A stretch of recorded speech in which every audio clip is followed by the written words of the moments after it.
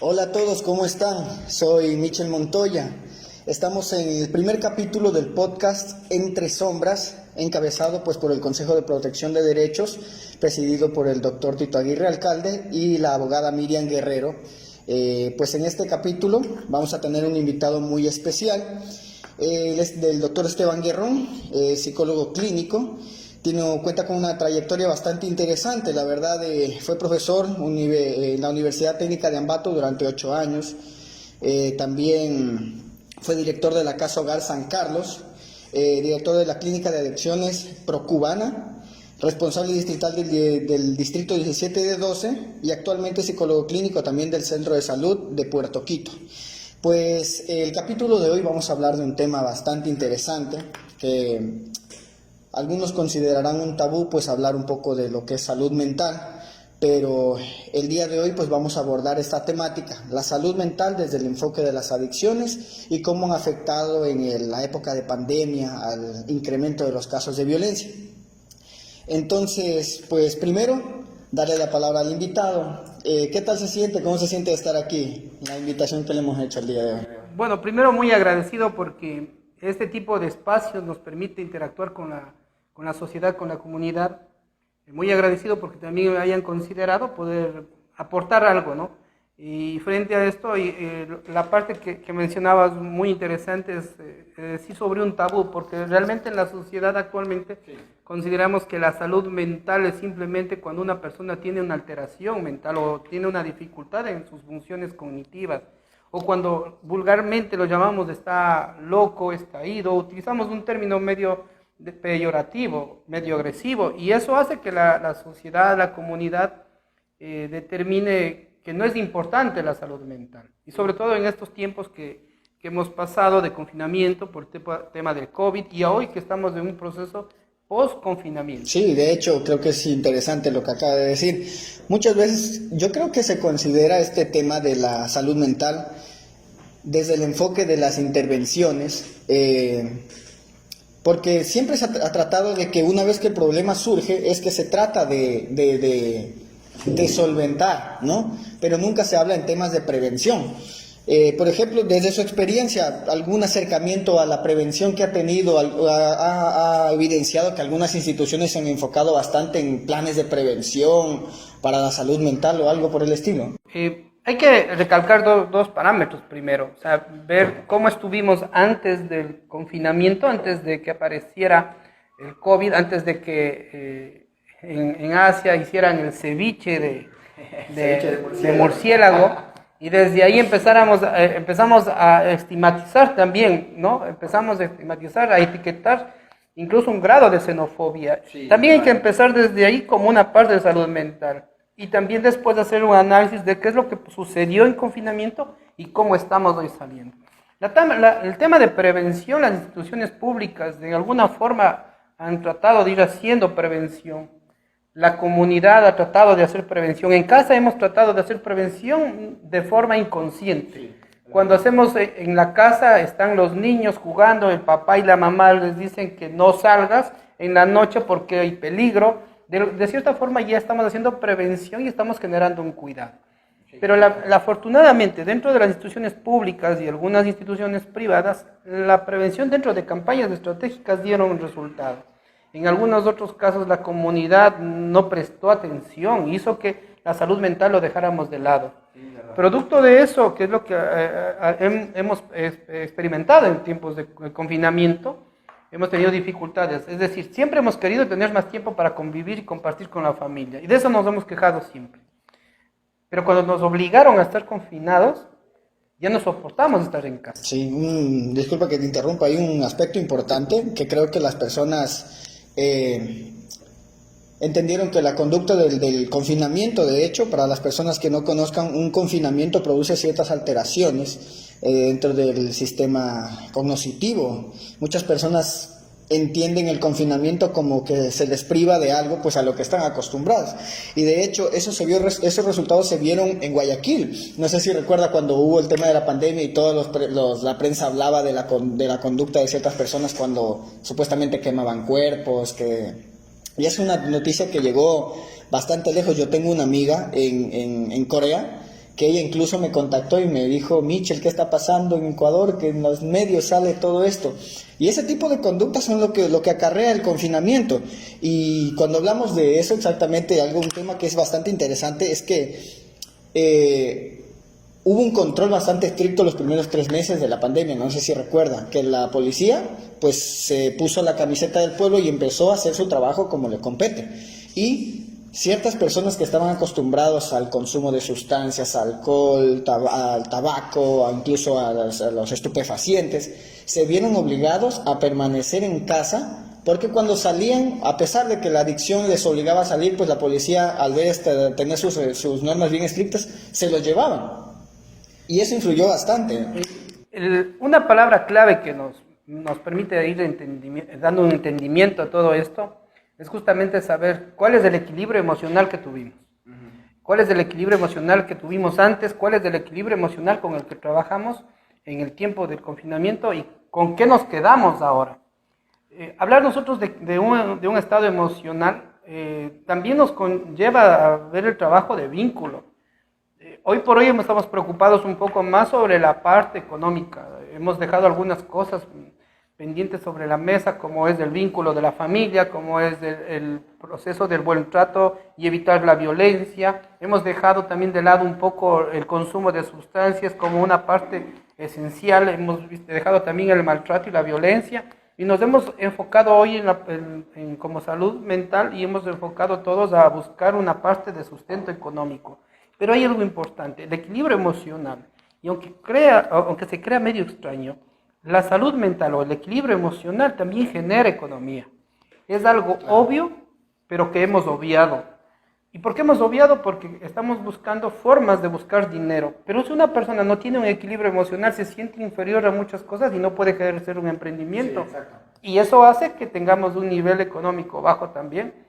El desempleo que actualmente golpeó la pandemia, golpeó el COVID, hizo que muchas familias generaran desesperación, y dentro de esa desesperación del padre y la madre sin empleo, había un maltrato hacia los hijos, porque la parte primordial era buscar un sustento económico y sobre todo llevar un alimento a su casa.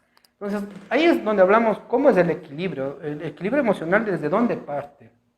Y quisiera tomar tres capítulos bien claros, aunque parecen que son valores, pero que son valores determinados a un estado. Sí, claro. Como por ejemplo, vamos a ver el creer. El creer es porque yo siento que voy a poder hacer cosas. El creer, lo que tú decías, el creer las noticias que yo veo por medio de redes sociales, yo genero una creencia, genero una idea, y después de ese crecimiento o esa creación de idea, empiezo a determinar la creación. Entonces la creación es un simbolismo de lo que yo puedo hacer. Claro. Y frente a eso también aparece el creer, el crear y el compartir. Si yo creo que efectivamente todo lo que me dicen en las redes sociales es verdad, yo creo en mí y genero una sensación, y después yo comparto esa sensación de miedo o comparto esa sensación armoniosa también en mi familia. Entonces puede ser que ¿qué es lo que sucedía en la familia? Que el padre de familia regresaba, salía a hacer sus compras y veía desolado al pueblo, veía desolado a la comunidad, y generaba una expectativa, una sensación terrorífica de miedo. Esa creencia generó una actitud, y esa actitud de miedo compartió en la familia. Les decía a los hijos: no puedes salir, claro. El virus está en el aire, no puedes tocarle a nadie, cuidado, topaste del vehículo que estuvo ahí y tienes que irte a duchar. Y efectivamente los hábitos de salud que tenemos que hacerlos totalmente fueron generando otra expectativa. Y la salud empezó a quebrantarse, la salud mental el equilibrio emocional empezó a corrugar y a romper todo eso.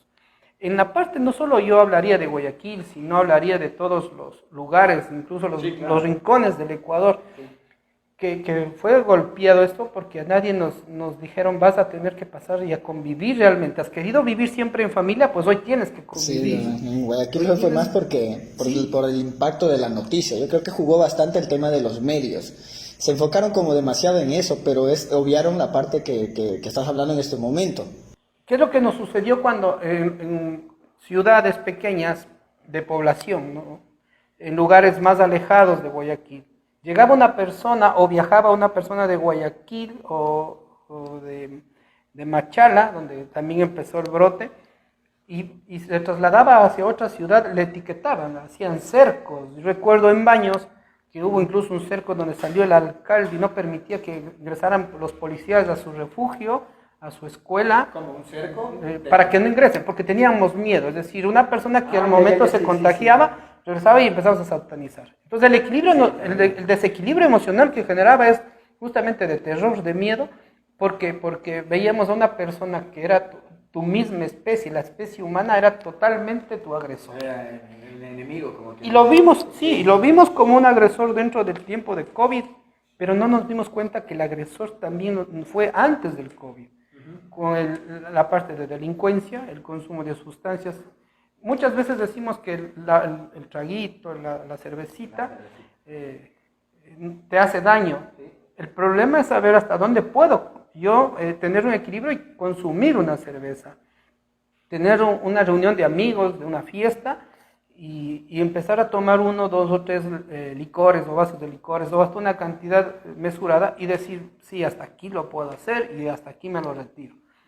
Pero lamentablemente no tenemos esa asertividad emocional y caemos en otro proceso. Caemos en una adicción, caemos en un consumo de alcohol, de drogas, y la droga por sí sola, si nosotros lo dejamos en una mesa, la droga no nos hace daño. Sí, yo ahorita que tocas el tema de las drogas, quería comentarte un aspecto ahora que hablaste de la situación antes del COVID. Dentro de la universidad, de la UTPL, yo desarrollé un programa que era prevención para agresiones y para la manifestación de violencia, de conductas violentas. Y eso se hizo un análisis de la situación territorial de Puerto Quito. Y había un índice, una escala de índice que medía la violencia dentro de los sectores rurales, que era donde más se enfocaba, porque los urbanos, pues todo el mundo lo sabía, los vecinos lo sabían, las entidades públicas del Estado están en la cabecera, pues lo sabían, pero en la parte rural, pues como que no se dio a conocer. Y esa parte, cuando tocamos ese tema, me acuerdo que el índice de violencia estaba en un incremento de año a año del 6%, y después de que ese estudio se pasó después de la pandemia, se había incrementado el doble, estaba al 12% del incremento de la violencia. Y una cosa para las personas que nos están escuchando y que a veces lo ignoran, es que como psicólogo sabemos que el estrés es uno de los desencadenantes de trastornos y de todas alteraciones mentales, es el mayor determinante. El estrés siempre es, por lo general, el que desenfoca. Estrés y ansiedad van de la manito. Entonces yo creo que este aspecto que tú estabas hablando antes de esto, de las personas que se consideraban pues el mismo enemigo, de vernos confinados, de vernos como en ese sentido de no sentirnos productivos porque no podíamos llevar el pan a casa. Eso es una frustración, y la frustración por lo general, cuando las condiciones se prestan, generan estrés. Y ese estrés es el que produce ciertas alteraciones conductuales, que de ahí viene encadenada a la violencia. Cuando hablamos de alteraciones conductuales, hablamos cuando las personas se comportan de manera diferente a como lo hacen normalmente, ¿no? Por ejemplo, yo normalmente suelo ser muy calmado, muy tranquilo, pero ante situaciones estresantes, pues un estrés intenso, pues mi conducta tiende a ser más agresiva, más a la defensiva. Hay muchas familias, no sé, desde tu experiencia en el centro de salud, los casos de violencias, no sabes si se incrementaron, desde tu experiencia, si hubo un disparo de lo que estaba antes a una situación antes a después de cuando llegó el COVID. Hay que empezar a notar dos cosas. La parte del estrés que generamos es justamente hasta la capacidad que podemos soportar. Pero el ser humano es tan variable y tiene una modificación conductual. Por eso no podemos predecir a ciencia cierta con exactitud la conducta, el comportamiento que vamos a realizar posteriormente, por la variabilidad que tenemos. Y porque somos entes biopsicos, socioculturales, energéticos y hasta espirituales, y que nos motiva todo eso. Entonces, esta combinación de saberes son los que no nos permiten predescribir la conducta específica. Y también frente a esto, también sabemos que también no nos podemos decir hasta este punto de estrés yo puedo soportar. Sí, habrá personas que tenemos o que generen mayor resiliencia y soporten un grado de estrés mayor. Para Pero las personas que no saben qué es resiliencia, ¿cómo lo podrías definir? la resiliencia es una capacidad que tenemos todas las personas para afrontar situaciones nuevas, situaciones estresantes, pero que muchas personas no hemos desarrollado esta resiliencia por miedo a creer en nosotros mismos. Y nos vamos dando cuenta cuando enfrentamos una situación estresante, una situación nueva, un nuevo año lectivo, una nueva relación de pareja, un nuevo empleo, o afrontamos el desempleo también. La resiliencia es la parte del estado emocional, como una parte de equilibrio. Pero esto también tiene que ver mucho con el temperamento de la persona y el carácter de la persona. Y eso hay que diferenciarlo hacia dónde vamos a encontrar un grado de soporte al estrés. Entendemos y muchas veces nos equivocamos y estaría mejor estos espacios para poder también zafarnos y aclararnos las cosas. Siempre hablamos de que las personas que son bravas, enojonas, que les gusta ser bravos, son los que tienen el carácter fuerte. Y creemos que a esa persona no le mires porque es el que tiene el carácter fuerte. O a él no le puedes responder porque tienes el carácter fuerte. El que se irrita por un chiste o por la broma o porque ganó el Barcelona o perdió el Barcelona y se enfurece, es el que tiene el carácter fuerte, es explosivo. Pero realmente no es el que tiene el carácter fuerte ahí.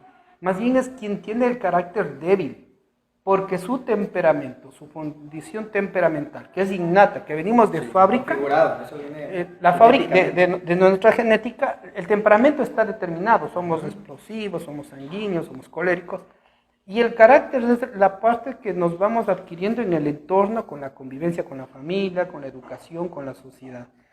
¿Qué quiero decir? Que el temperamento, nosotros podemos tener un temperamento explosivo, pero si yo tengo un carácter fuerte, este carácter va a controlar mi temperamento. Sí. Es decir, si yo soy explosivo, mi carácter me va a decir, a ver, cálmate, puedes respirar, puedes analizar la situación, pero no debe ser explosivo. Es decir, mi carácter tiene que ser fuerte para dominar a mi temperamento y que este no se vea en mi conducta. Eso sucede en el estrés. Veo un factor estresante, voy a dar un examen supletorio, voy a presentarme a una entrevista de trabajo, me pongo con muchos nervios, es decir, mi carácter tan débil empieza a debilitarse que mi temperamento empieza a ser muy explosivo. Y ahí cambiamos, lo que te decía. Entonces, no es la persona que es flemática, la persona que es colérica, es la que tiene el carácter fuerte. Al contrario, es una persona con carácter débil, que su temperamento está por encima.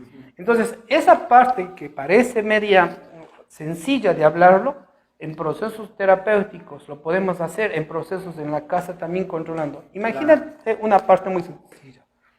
En una familia donde el niño hace su travesura, en su forma de comunicar, cogió los zapatos de taco de la mamá, las que se compró con $50 de tanto ahorro, y la niña coge para jugar y le hace un carrito a esos zapatos de tacón, fino.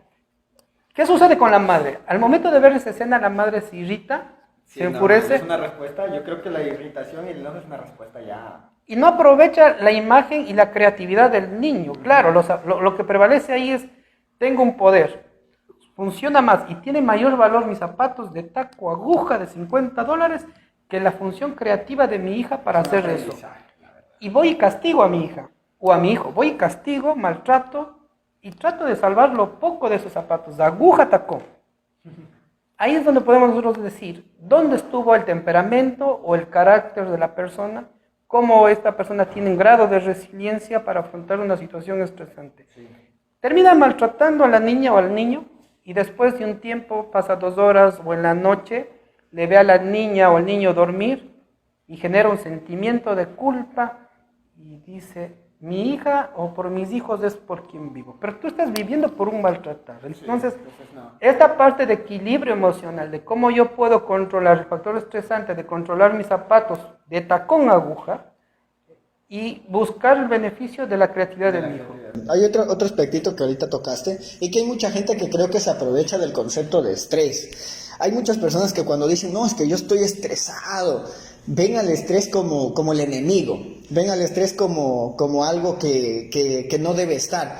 Y algo que deben considerar las personas que nos están viendo y escuchando hoy es que el estrés es una respuesta adaptativa. Esa es una respuesta que ha evolucionado en el ser humano para prepararnos para dar una respuesta ante ciertos estímulos que vienen a ser riesgosos para nosotros. Es decir, por ejemplo, pónganse en consideración, vamos a tomar un ejemplo, por ejemplo, de un animalito y su sistema de alarma. Cuando, por ejemplo, las gallinitas están en el corral y escuchan un pisar que saben que no es de ellas, se alarman y la respuesta de ellos es directamente correr, echar a correr. Dentro del ser humano es más complejo, porque la respuesta al estrés se ve mediada por ciertos estímulos, por nuestras experiencias, por el aprendizaje, que nosotros podemos asociar ciertos estímulos y decir, no, no es eso, y nos calmamos. El estrés es esa respuesta que cuando nosotros nos vemos alterados, nos empiezan a sudar las manos, nos empieza a latir más el corazón, el cuerpo se empieza a preparar para dar una respuesta. Entonces, mucha gente no sabe esto. Y yo creo que sí es bonito considerar ese aspecto porque el estrés va relacionado bastante con los temas que estabas tocando ahora, del manejo de los impulsos, el control de los impulsos y todo esto, porque muchas personas aprovechan del concepto de estrés para decir, no, es que yo estoy estresado y por eso me comporto de esta manera. La verdad es, un aspecto importante que tocabas es que el estrés, para los que no lo sepan, es una respuesta adaptativa. Depende de nosotros el valor que le damos a los estímulos que nos rodean. Y otro aspecto importante es que el estrés per se no genera una conducta violenta. Depende bastante de lo que hablabas tú, del carácter, de nuestro aprendizaje, de nuestra capacidad para ver más allá de lo que nuestros sentidos pueden ver, porque los animales son los que reaccionan ante un simple estímulo. Ellos ven algo peligroso y echan a correr. Una persona no puede ver algo y perder el control. Debería tratar de manejar mejor su conducta, sus respuestas conductuales y esto va bastante relacionado con el tema que nos trae aquí, que es el incremento de la violencia dentro del hogar. Sobre todo en temas post-pandemia, un aspecto importante que tocabas es que nos vimos obligados a convivir con la familia más tiempo del que estábamos acostumbrados, porque siempre el papá salía a trabajar a las 5 de la mañana y regresaba a las 5 de la tarde, compartía hasta que se cansaba y se dormía, porque viene cansado. Ahora le tocó pasar de 5 a 5 y a 5 y 24 horas con la familia, y entonces es cuando uno se empieza a dar cuenta de que no está preparado para afrontar ciertas situaciones familiares. El ser humano está considerado como un animal con raciocinio y dentro de eso, o sea, no nos perdemos de la especie animal también, pero hay algo más chévere o que nos connota del resto del reino animal, es el raciocinio. Y este raciocinio es el que dejamos en juego y a veces dejamos en tela de duda entre los vínculos de la sociedad y los vínculos de la familia. Le damos más valor a las cosas subjetivas que a las cosas objetivas. ¿Y qué quiero decir eso? Porque el razonar las cosas antes de hacer una acción impulsiva, como tú decías del animalito que reacciona frente a un estímulo, el ser humano tiene esa capacidad de razonar. El ser humano tiene la capacidad de decir, a ver, esperemos un momento, voy a darme un tiempo, unos segundos, y de ahí voy a reaccionar. Pero hemos estado perdiendo esto porque la vida queremos hacerlo más acelerada y hemos tenido problemas de maltrato intrafamiliar. No nos damos cuenta y lo que te decía hace un momento, terminamos agrediendo a nuestro hijo o a nuestra hija que tanto queremos y que nos desvelamos y daríamos la vida, pero terminamos maltratando. Sí. Después de eso, incluso el mismo padre de familia que quisiera dar la vida por no pasar más tiempo en su casa y no en el trabajo, termina su jornada de trabajo, llega a la casa, se muere de ira y quiere salir y se manda los tragos, la cerveza con los amigos porque se siente mejor. Y ahí aparece otro problema, es decir, vamos controlando no el estrés me la saco tomando, el estrés me la saco en los gallos o en la baraja, pero no es que estamos generando estrés, al contrario, estamos generando mayor estrés, pero yo tengo que desquitarme en el lugar donde yo genero empoderamiento o donde yo me siento mamá de Tarzán, que es justamente en la casa, ¿no? Sí, exacto. Y termino diciendo que yo debo consumir alcohol y tú no tienes que decir nada. Porque tú eres el pequeño, claro. la mujer. Yo soy el dueño de mi lugar y aquí se hace lo que yo digo, te guste o no te guste. Y hay un vínculo de roles, hay una alteración de roles, el niño que va creciendo al lado del papá entiende que cuando él empieza a tener un mayor grado de edad, 12, 15, 18, 20, entiende que él puede maltratar a una mujer y que él necesita consumir alcohol porque el hombre lo hace así. Y él sabe que cuando haya otro niño no le debe dejar ni darse el chance de hablar ni de hablar de sus necesidades. El adultocentrismo nos ha llevado a eso, es decir, El adultocentrismo es decir, yo tengo la razón y mis hijos hacen lo que yo tengo A que pesar de decir. que los hijos tengan un buen criterio o tengan un razonamiento que sea válido. a Y es los ojos de la parte, persona. es parte de un Sí, maltrato. O sea, sí, no atenderle a tu hijo o a tu hija por sus necesidades, por lo menos escucharle, aunque no compartas. sí. No es lo mismo que dicen, o te dicen hoy a los niños no podemos decirles nada, ni a los adolescentes, porque nos denuncian. No es eso, sino también es sentarte con el adolescente, con el niño, y escuchar su necesidad. Obviamente el niño, el adolescente tendrá su error o estará errado en alguna situación porque está en un proceso de aprendizaje. Y ese es el vínculo que debemos ver. Entonces, sí, gran parte de la sociedad ha empezado a determinar que no le hemos dado el chance de las campañas de prevención, no le hemos dado chance de la salud mental. Hemos dejado de lado los factores sociales. Hemos visto como el consumo de alcohol en la esquina de la licorera donde visita a mi sobrino y mi primo. Aunque no sea mi hijo, el resto lo puedo dejar. Sí. Y lo hemos dejado eso de lado como algo normal. Sí. Y ahí se va agudizando el factor de salud mental en la sociedad. Se va agudizando eso porque posterior a eso viene el microtráfico, posterior a eso viene la delincuencia y posteriormente a eso viene la inseguridad. Y si generamos todo eso, viene el caos de la crisis económica. Sí. Por esa razón yo te decía hace un momento que la salud mental como un equilibrio emocional genera también la economía.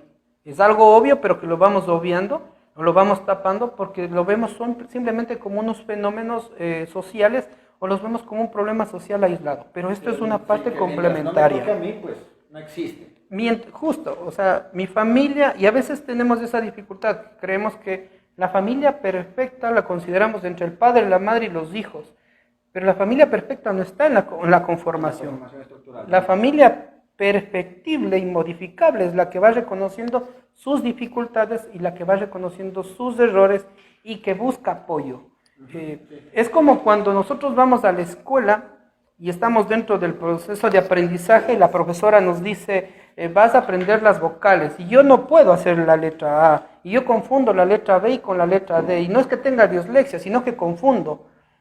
Y lamentablemente lo que quiere la profesora es que aprendas a leer. Claro, que Y sepas te obliga. porque ya sabes tú. Y te etiqueta y te dice, eres tonto, eres bruto, eres burro, y te quedas con esa imagen y dices, no me gusta la escuela, no quiero seguir aprendiendo. Entonces, eso es lo que sucede actual. En la casa, nosotros queremos que nuestros hijos hagan las cosas ya rápidas y perfectas. Y no reconocemos nuestro rol como padre, y tampoco reconozco el rol como hijo, porque también el adolescente, el niño comete muchos errores, y como el papá no le enseñó a reconocer sus errores y no a pedir disculpas, y tampoco no le enseñó a decir que cuando cometas un error, tienes que rectificarlo, ¿no? Entonces también empiezo a generar una pugna de roles, de vínculos, de discrepancias. Y la parte de la familia, aunque no lo veamos así, es el motor fundamental de todo lo que nos sucede actualmente en la sociedad. Hemos dejado mucha responsabilidad a las escuelas, hemos dejado mucha responsabilidad a las unidades educativas. En el cuidado de valores, en el cuidado de vínculos, en el cuidado afectivo. Lo hemos responsabilizado quizás a la empleada doméstica que nos ayuda con el cuidado de la casa, se convierte en una segunda mamá, en segundo papá. Sí. En muchos casos se han convertido en la mejor confidente de nuestros hijos. Sí, exacto. Y hemos dejado, para nosotros es un poco más de alivio. Cuando hablo de nosotros, hablo del conglomerado de padres. Nos da más alivio cuando les decimos, no, pues con que te dejo con tu nana, con tu cuidadora, yo estoy satisfecho, tranquilo, ellos sabrán lo que hacen. Perfecto. Ese aspecto es súper importante.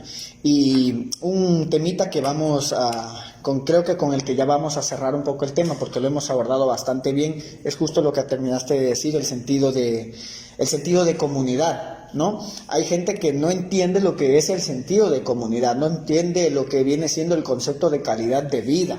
Muchas veces piensan que la calidad de vida se viene formada por un buen ingreso económico y nada más. Que es un factor importante, sí, porque cubre las necesidades básicas que como seres humanos tenemos, pero olvidamos que nosotros como comunidad formamos parte de algo y que nosotros tenemos que aprender a formar parte de eso y a incluirnos dentro de ese sistema de valores y también entender que lo que pasa en esa comunidad es nuestro problema también, y que en nosotros está realimentar ese problema y hacerlo más grande o mermarlo y mitigarlo. Cosa importante que se debe considerar en temas de violencia o de consumo, como lo decías tú, que si no es mi hijo o no me pasa a mí, pues no pasa nada, pero no se dan cuenta de que el hijo del vecino que consume forma parte de nuestro círculo, algo llamado comunidad. Entonces, los valores que nosotros tratamos de inculcar a nuestros hijos no sirve de nada cuando a la vuelta de la esquina pues tendrán una influencia negativa, por más bueno que sea el estilo de crianza de los padres. Pero a veces entendemos como que déjalos que tomen, déjalos que fumen, déjalos que hagan, eso no es problema mío. Pero la comunidad en sí es la que forma parte de ella y que tiene el valor de influir. Entonces, yo creo que ese aspecto es importante para tomar en cuenta lo que viene siendo la violencia de género, que lo queremos abordar en otro tema, que espero que no se lo vayan a perder porque es súper importante. Pero para ir concluyendo, quiero que me des tu opinión. ¿Qué piensas tú sobre el sentido de comunidad y cómo la población ha ido relegando esta responsabilidad a los centros de salud, a las comunidades educativas, a los sistemas de protección, que dicen, oye, el problema está y ellos les pagan porque tienen que solucionarlo? Una opinión así súper breve que tú consideras que sea bajo tu punto de vista como profesional. La intención, más allá de ubicar simplemente como una responsabilidad, es asumir una propia culpa desde el ser humano. Sí quisiera dejarles el mensaje a las familias, a los padres, a los adolescentes, los adolescentes, hombres, mujeres, madres y padres de familia. Retiremos la vergüenza tóxica que tenemos. Empecemos a hacer prevención y promoción en nuestra casa. Retiremos esa vergüenza. Todos tenemos un grado de dificultad, cometemos errores. Y lo bueno del ser humano es que es perfectible, que podemos enmendar estos errores. La prevención no necesariamente está dentro de una campaña, debemos sumarnos a un factor social, a un factor de visibilizar el tema de drogas, el tema de maltrato, el tema de violencia, visibilizar realmente eso, buscar un equilibrio entre los roles de la familia, buscar un equilibrio de comunicación. Es difícil al inicio, pero demos, como diríamos al inicio, demos el pie desde el principio, y el pie sobre el principio es también buscar apoyo. No todas las personas sabemos todo, y todos siempre necesitamos de alguien, necesitamos del vecino, necesitamos del señor que cultiva las papas, del señor que faena la carne, del señor de la tienda. Dependemos mucho. ¿Y por qué dependemos? Porque tenemos un grado de convivencia social. Y frente a eso, no debemos responsabilizar de todo lo que nos sucede a la institución educativa, al centro de salud, si sabemos que lo fundamental está en la casa. Como una parte, para ir concluyendo esto, retiremos la vergüenza tóxica, vivamos en comunidad, apoyémonos, pensemos en lo que les había dicho hace un momento, crear y compartir. Empezamos a trabajar esto, vamos a encontrar algo que se llama equilibrio emocional y podemos empezar a generar una convivencia. Lamentablemente, el compartir en convivencia, el tener un equilibrio emocional y la salud mental no viene por un decreto, no viene por una ordenanza, pero sí viene desde un valor de vivir en armonía. Exactamente. Entonces, yo creo que hemos hablado mucho, la verdad ha sido muy interesante hablar contigo, Esteban, sobre estos temas. Tu experiencia creo que a la gente le va a ayudar a dar un diferente enfoque a las problemáticas psicosociales que están dándose actualmente, tema post-COVID, pre-COVID y todo esto.